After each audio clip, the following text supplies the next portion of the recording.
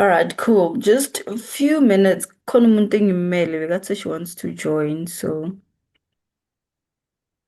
Okay. yeah, so just wanna wait for her if she joins. Friend, please face that way. That way, because you're gonna make noise here. Mm. Right now. But your laptop is making, your cell phone is gonna make noise. Mommy, it's my cell phone.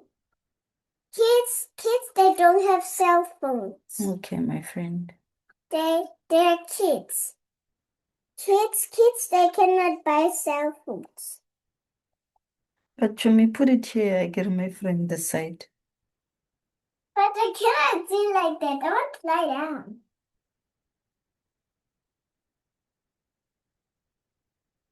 Okay, has he joined? Okay, not yet.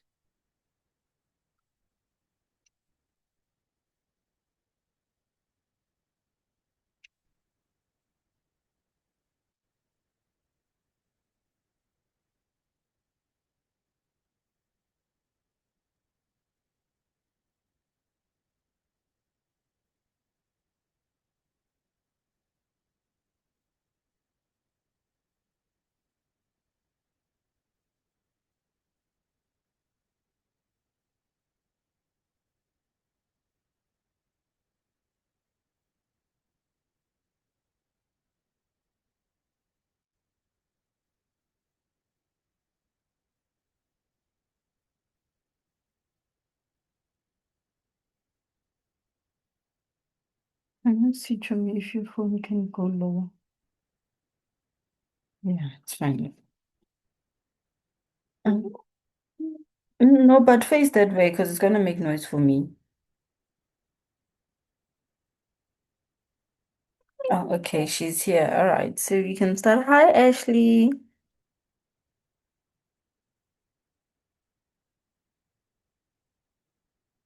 You are able to hear me, right? Hi, Shita. Okay, yeah. Now, welcome. So we're doing the March 2025 PayPal. Okay, let's see. Can I minimize this? Cool. Oh, March 2025. Let me Y- check the question paper. Yeah, I do have it. Okay, so yeah. All right, for starters, we know that your L&D account will obviously always have a heading. So the heading will always be from the prefix they give you. So now in question one, they tell us that Lani Martha, a widow, died intestate on the 13th of May 2024.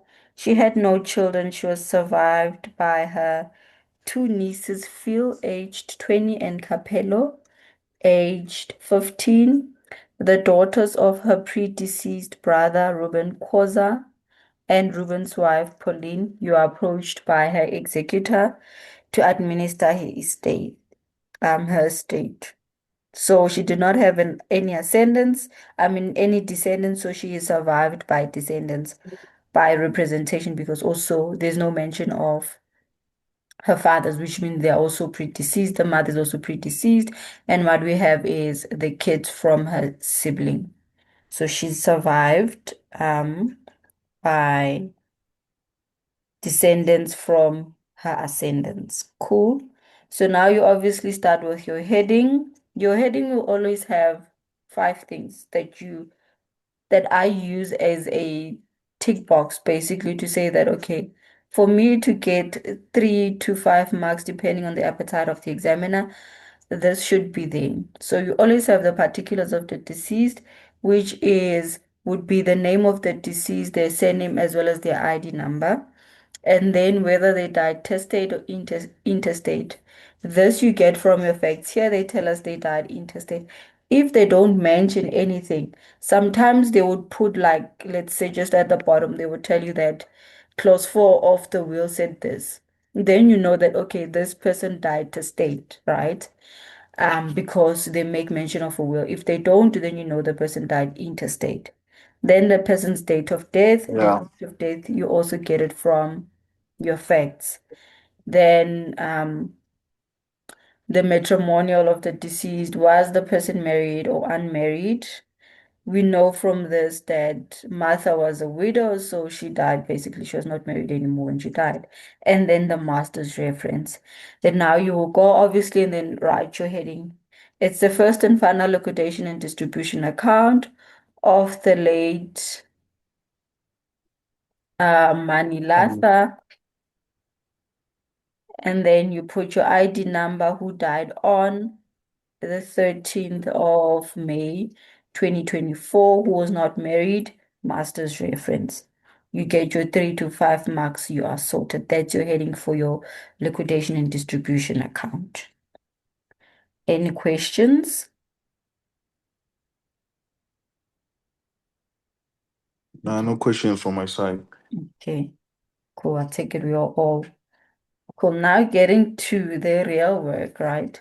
So what I advise is that when you do your liquidation account, before you go and populate your items, rather read each entry and understand what it deals with, because then you can mark it out and see what goes where.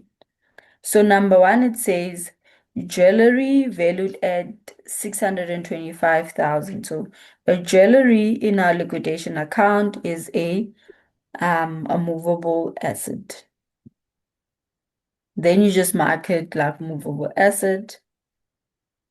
And then household contents valued at 700,000. It's also again a movable asset. You report, you just mark it out. And then an insurance policy with my life on her life. There was no nominated beneficiary. The maturity value was 2 million. So we know that the principle of a liquidation and distribution, I mean your liquidation account, is that we include policies that have no named beneficiary. Why? Because if something has a beneficiary, if I take a policy and I nominate Ndando or Ashley as a beneficiary, it's not going to pay into my estate, but someone else's estate. So it does not affect our estate. But in this instance, they tell us that there was no nominated beneficiary, which means that money is just going to be sitting there. It has to be taken back to the deceased's estate. Then you're going to put it there as a claim Mm. in favor of the estate. So it's either you call it claim in favor of estate or cash. It really doesn't matter. Depends on what you choose. It's the same thing to write cash or claim in favor.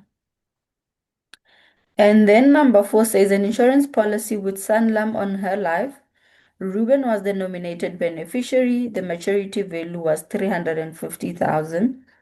During her lifetime, and while the deceased was unemployed, Ruben paid the premiums to the value of 774,000. With the right here. No, my love. Sorry about that, guys. Ugh, I'm a mom, so it's overtime.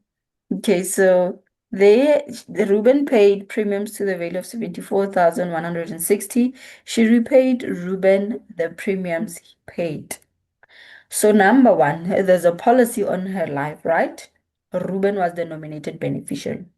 So the principle of a liquidation is that we use policies that do not have a beneficiary. But in this instance, Ruben predeceased.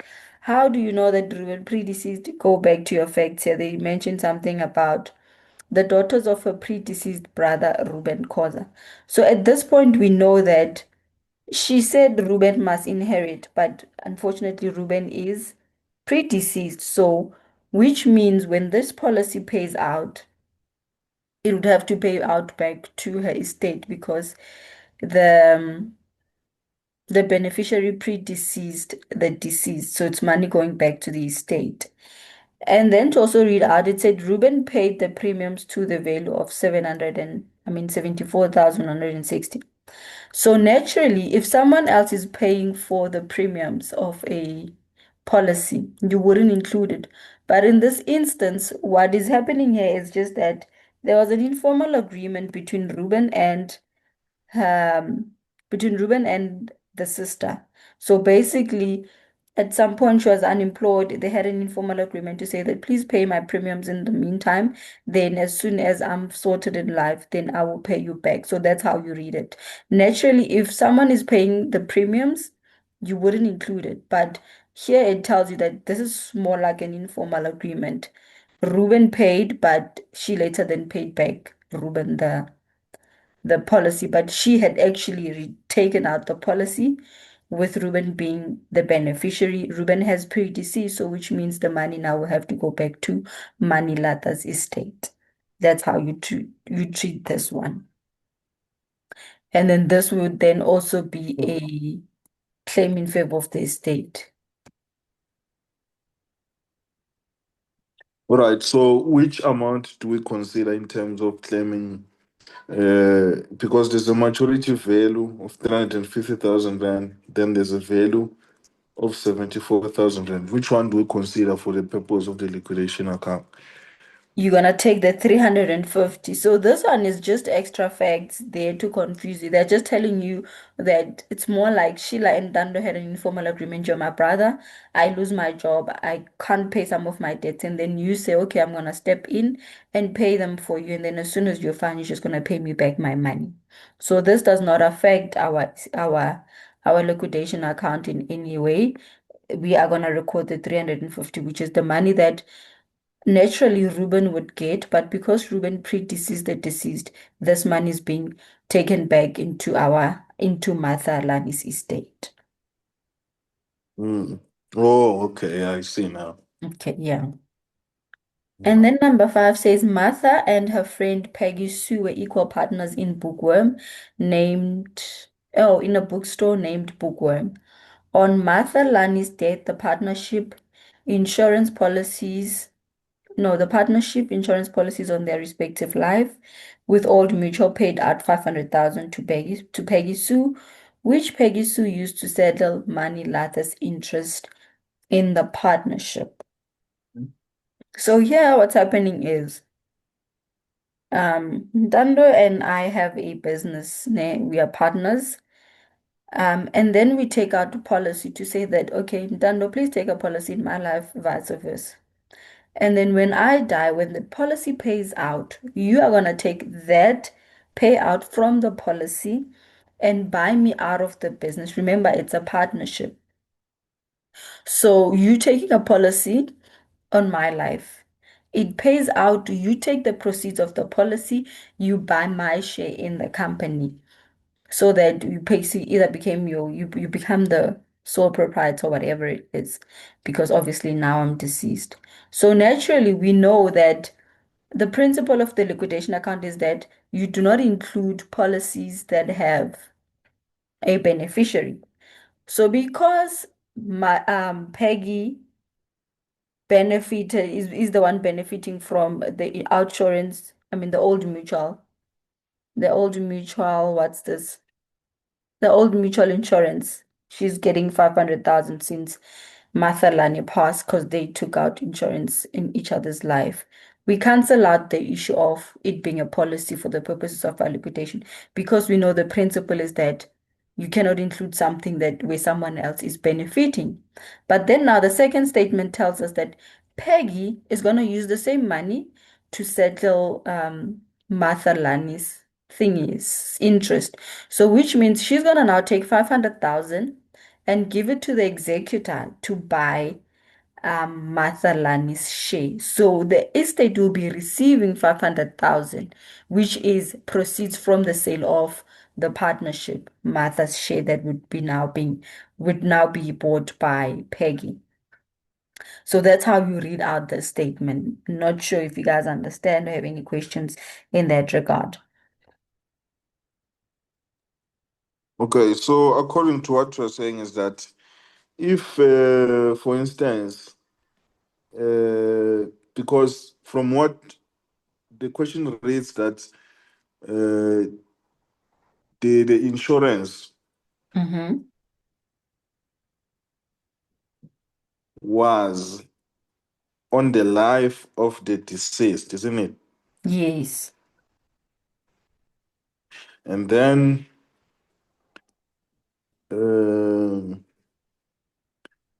the amount to be what that was paid out is 500,000 rand. Yes.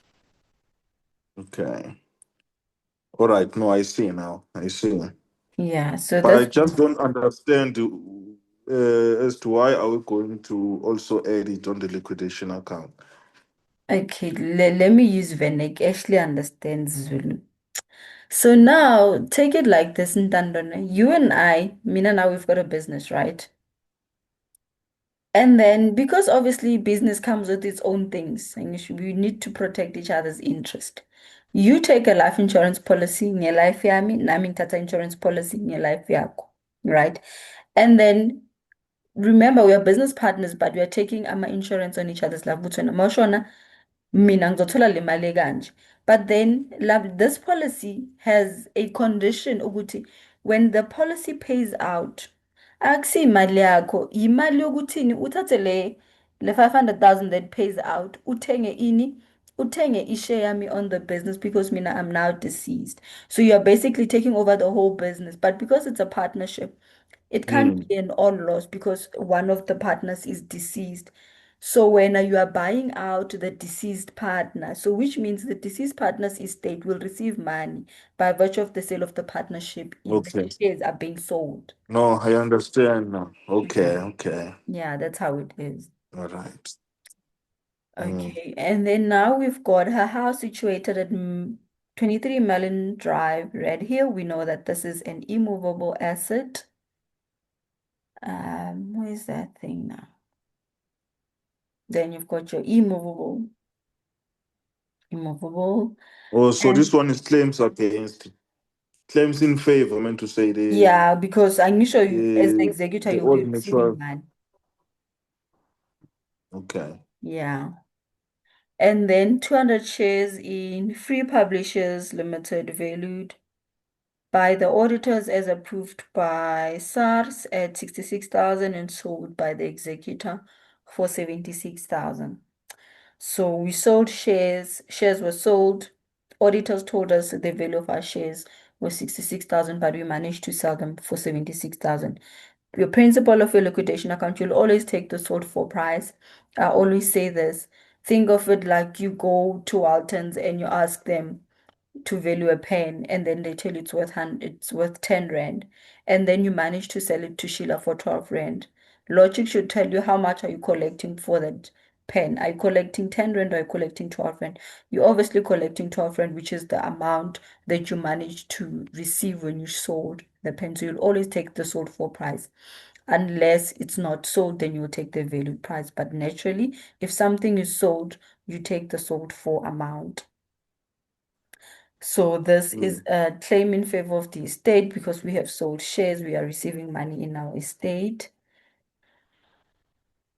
And then final assessment due to SARS is 34,100. This is a claim against the estate because SARS will be claiming money in the estate. The deceased owes SARS, and unfortunately, whether you are gone or not, SARS still want their money.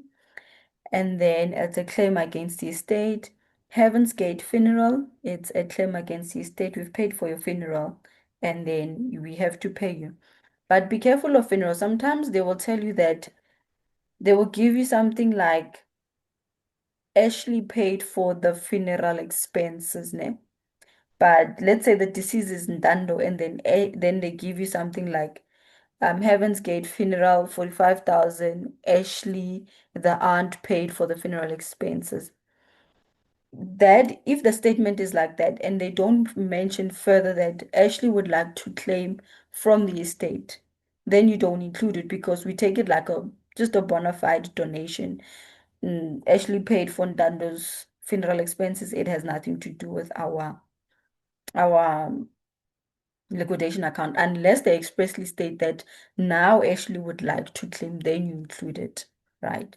But if they mention someone else paid and there's no mention that that person wants to claim, you do not include it. You leave it as it is.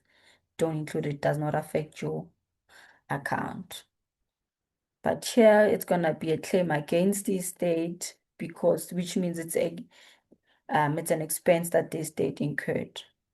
And then administration expenses, excluding master's fee and executor's fee, in the amount of 28,000. When they give it to you like this, which means you're gonna write your administration costs, and then you still have to calculate master's fee and you still have to calculate executor's fee. This goes to your liabilities. And then Telkom Limited declared a dividend of 1,760, of which 1,060 related to the period after 13 May 2024. So we know that in our liquidation account, we only deal with everything that was up until date of death. So now this statement, they say a dividend of 1.760 was declared, but 1,060 rand is after date of death. So which means this amount will go to our income and expenditure account, because everything that is after the date of death of the deceased must go into the income and expenditure. So for the purpose of our claims in favor of the estate, we're only gonna record the 700, which means it's the money that was incurred during just up until date of death. Because this one they say related to period after date of death, then we know the deceased died on the 13th of May. So this minus this, the difference is obviously what was during what was up until date of death. The rest goes to the other account. So this is also again a claim in favor of the state, but only 700. And then we move on. 150 shares in Telkom Limited at 16,000 and sold by the executor for 20,000. Again, we know that we always prefer the sold for price. So number 12 again, it's a claim in favor of the estate. We will then be recording the 20,000. And then savings account with Standard Bank, the balance as at date of death was 394,000. Savings account, the deceased had a savings account, which means it will also form part of our claims in favor of the estate. We take it as it is. Then we've got insurance premiums due to outsurance in the sum of 396 rand 40 cents for the period 1st June to 30 June 2024. So we know that deceased died on the 13th of May, which means this is an insurance premium that had to be paid after the deceased date of death. Again, everything that is after the deceased date of death has to go to the income and expenditure account, because of the date should tell you that, okay, this does not go into our liquidation account, but the income and expenditure account. And then a bond in favor of ABSA over her house in the sum of 480,000. This is a loan, a bond against the house. So you're going to have it under your liabilities as a claim against the estate, because as executors, which means the house is still owing 480, we need to pay the bank. And then Mani Latha owed Peggy Sue 650,000 for a loan. The executor settled the loan in the amount of 650,600. Again, this one, which means when the deceased died on the 13th of May, her loan with Peggy was sitting at the balance of 650. But now when the executor is obviously appointed and it's after date of death, the executor, we settled the account and it had incurred interest of 600. This means now the 600 will go to our income and expenditure account because it was after date of death. So yeah, that is it. And then now obviously If you didn't send me, that's my good at night. you brush them later. So now obviously we know we've got one immovable asset. I'm not gonna go into detail with the descriptions. I'll do that. I'll reserve that probably for the last paper that we'll do. That I will do, yeah. So you obviously have our house situated at Red Hill, Pretoria. You take your 750,000, you post it. You post it here. We know we already read our statements. We only have one immovable asset. And then we move to our movable property. We said we've got jewelry. So we've got jewelry valued at 625,000. There you've got your jewelry. You put your amount. 625. And then household contents. Again, it's another immovable that we identified.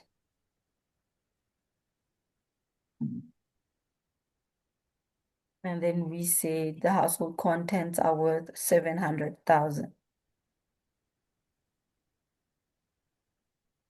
Okay, do we still have any other movable asset? No, we don't. So which means we are done. Now we then move on to our claims in favor of the estate. We said we've got a claim in favor of the state, the My Life insurance policy. The reason we are including it is because there's no nominated beneficiary, so it'll pay back into Mani Lata's estate. You include it, you go put it there. Why is it bolding? Okay. So you're gonna include your 2 million that is paying back into the estate.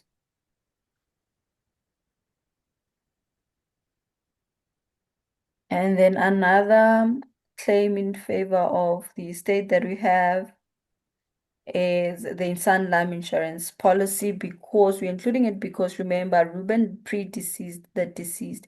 So it basically means this policy now has no beneficiary. So then we include the My Life insurance policy, and the value is 350,000. It has matured because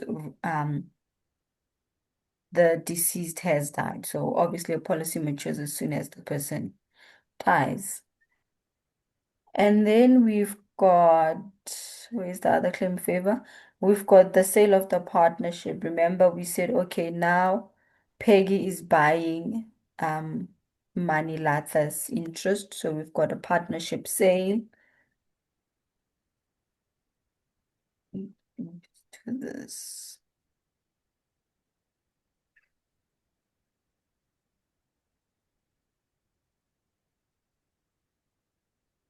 We've got a partnership sale and the value is 500,000.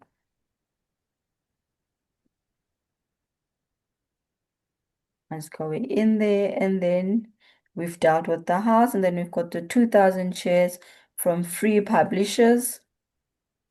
Remember, we said we are taking the sold for price because it was sold. So we're going to take the sold for price, which is what we obviously the value that we are receiving having sold the shares. So we're going to have the 2,000 shares. We sold them for 76,000.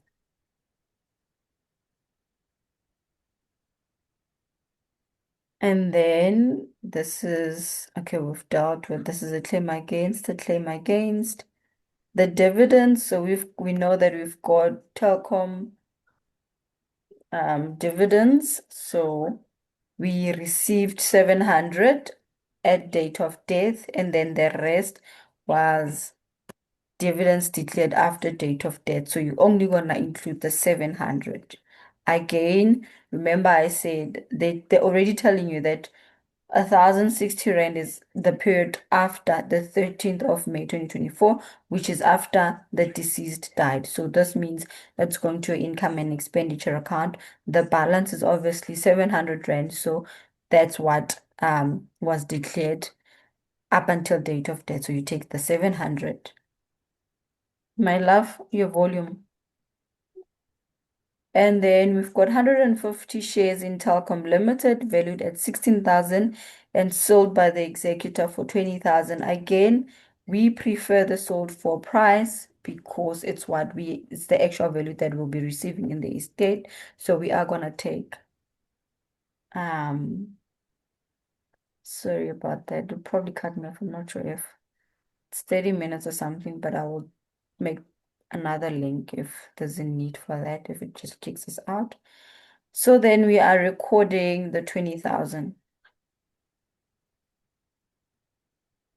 So essentially now we are almost done with our, oh, then we've got the savings account from Standard Bank. Then because they had a savings account, so we obviously have to collect the money from the savings account.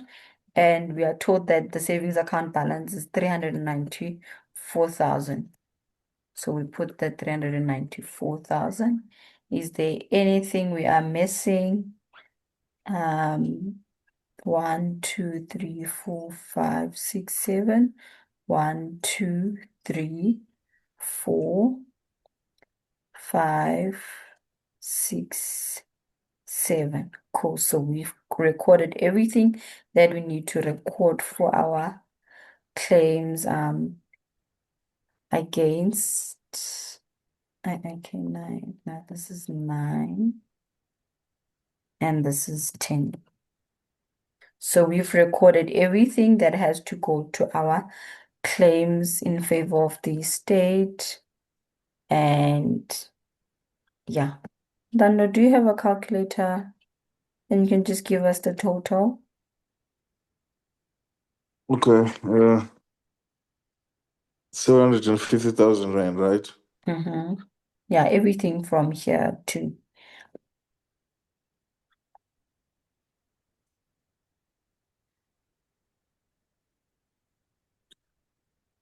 Is that 700,000 rand or 7 million? no, it's 700,000. Excuse. It's 700.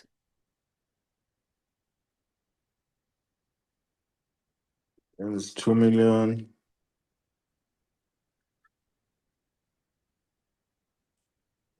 This guy was rich, eh?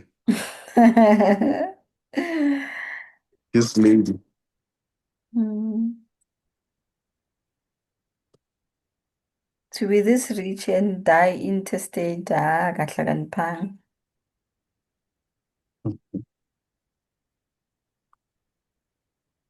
So we don't even show where does this 700 come is coming from.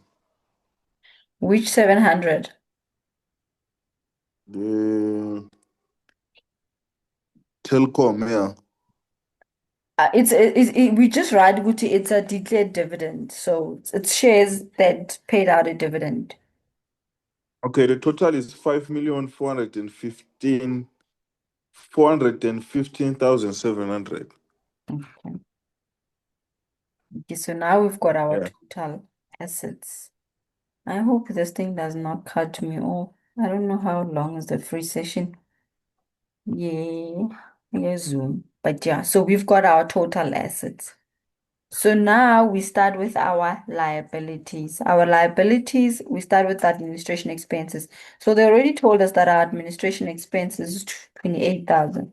You just take your 28,000 as it is and you include it there. You've got your 28,000.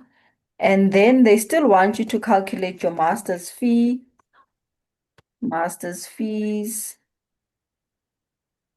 and then your executor's fee. Executor's fee is the total assets that you got above times 3.5%. So I'm going to calculate Lentando.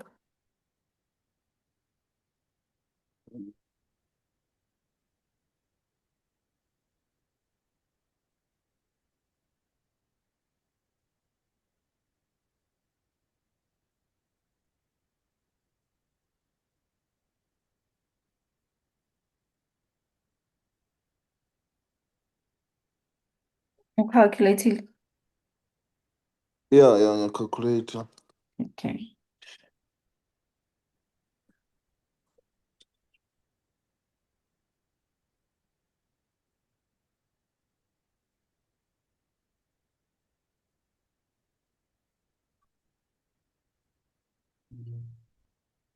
Look like this.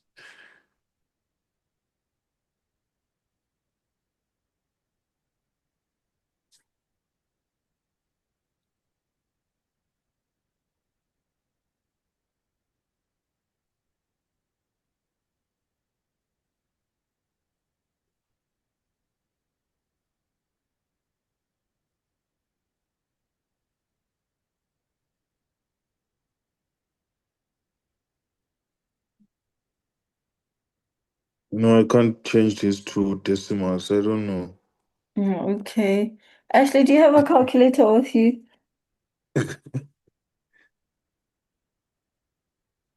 Oh, okay, let me calculate my phone number. 5417 five 700 times 3.5.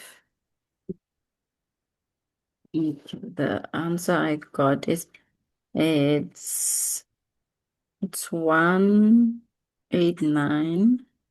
189,549.50. So that's what I got. That's the executor's fee. So you'd basically take your total asset times 3.5%. You get it. You get the amount you get is your executor's fee. And then here we already know once it's above 3.5, it's kept at 7,000. So once you see that your amount, your total asset have exceeded 3.5, just put 7,000, which is the maximum that the master can charge for an estate. And then now we are done with our administration expenses. We have to do our claims against the estate, right? So we said claim against the estate number one is final assessment due to SARS. So we've got Hmm. SARS's final assessment, which is Which 34,100. one is due to SARS? Oh, This one, the 34,000, is final assessment due to SARS, which means the deceased owes SARS. number 8. Yes. Okay. And then you then obviously have the funeral Is it not expense, claims that, oh, it's claims against, is yeah. claims against, yeah. Administration is just anything that you had to incur as a result of you administering the estate. Like obviously we are owing the master because you're administering the estate. The executor has to be paid because they're administering the estate. So hence administration expenses. And then we've got 45,000 for the funeral expenses. And then what other one do we have? This one we are not gonna include it, remember, because the date tells you that it was after date of death. And then we've got Absa Bank, which is a bond against the house, so which means we're gonna have Absa Bank, and then it's gonna be here, and then we're gonna have 480,000, and then Money Latha owed Peggy, so you're gonna say Peggy Sue. We have to pay Peggy. And then it would be here. So which means we're gonna take the 650,000 for the loan. The 600 that is extra here, we're gonna include it at a later stage in our income and expenditure account. Okay, my Zoom session is almost over. I assume I have to regenerate another link. But yeah, this is it. And then I'll regenerate another link and then we can continue and do the total value of the liabilities, and then yeah, we continue. But now for now we are done with our liquidation account. Just give me a few minutes, then I will do the other link. All right, guys. Any All questions right. follow on the on the Yeah, but I don't understand why are we now adding the loan that was number 6. Number 16 meant to number say because the 16? money the executor has settled the loan. So why are we adding it now? No, I will explain it to you when we come back, ne? All Yeah. right, cool. Let me just stop sharing and then end.